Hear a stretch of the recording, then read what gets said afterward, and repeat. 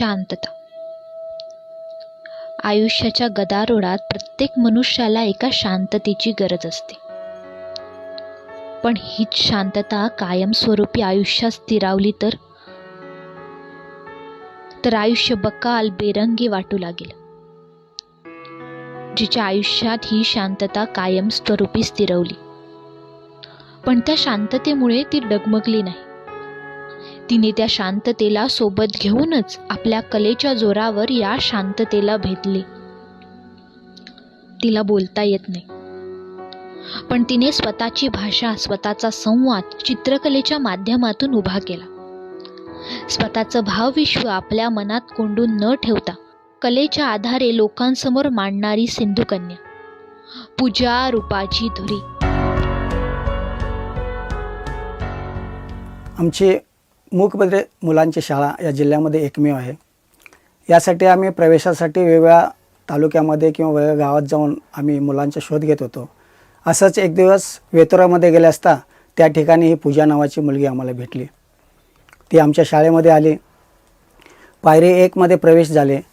पायरी 1 नंतर पायरी 2, पायरी 3, पायरी 4 असं करत करत ती 5वी, 6वी, 7वीपर्यंत गेली. आणि या दरम्यान तिची चित्रकला हा विषय तिचा आवडता होता. सर्व विषयामध्ये ती प्रथम क्रमांक घ्यायचे, पण त्यामध्ये चित्रकला हा विषय तिचा खूप आवडीचा होता. आणि ते मी कला शिक्षक या नात्यानं तिला हेरलं. तिला वेगवेगळ्या प्रकारचे मार्गदर्शन केलं, वेगळी माहिती दिली.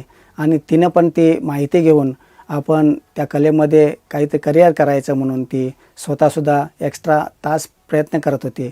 आणि त्याच्या प्रयत्नाचं फळ म्हणजे ती वेगवेगळ्या स्पर्धेमध्ये प्रथम क्रमांक घेऊ लागली.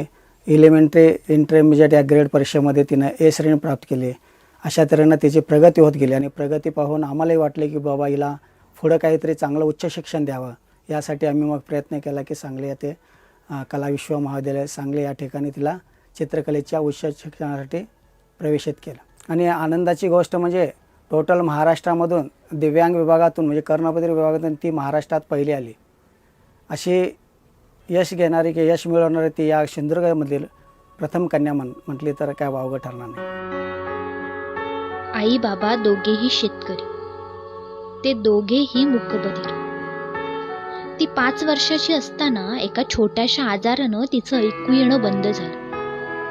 तरीही या परिस्थितीवर मात करून चित्रकलेत तिने प्रावीण्य मिळवलं. पूजाच्या चित्रांविषयी बोलायचं झालंच तर ती आपल्या चित्रांमधून महिलांचं भावविश्व मांडताना दिसते. आई मुलीचे नाते असो अथवा ग्रामीण भागातील महिलांचं भावविश्व रंगवताना ती त्यातून सामाजिक संदेश देखील देते. आता चित्रकला हीच तिची संवादाची भाषा बनली आहे.